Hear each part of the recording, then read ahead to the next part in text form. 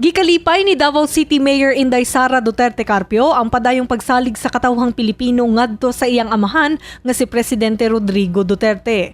Kung si Mayor pa ang pasultihon, adunay maayong plano ang presidente sa atong nasod apan gikinahanglan pa niyang iduso ang programa ngadto sa mga national government agencies aron mas makita sa katawhan ang kabag-uhan nga buot niyang iimplementar. We are happy that majority of the Filipino people is rallying behind our president. And as I said, let us take advantage of ingani nga presidente na who wants change and who is willing to risk his life and liberty just to pursue reforms here in our country. Ang iyang approach is okay. There is a balance of peace and order with their build program.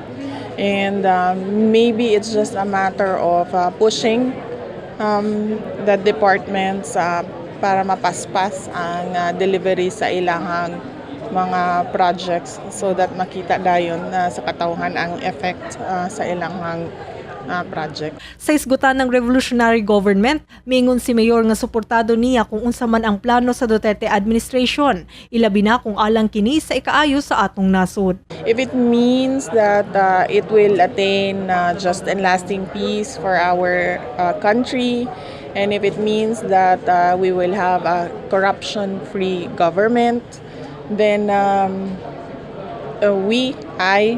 would fully support this endeavor.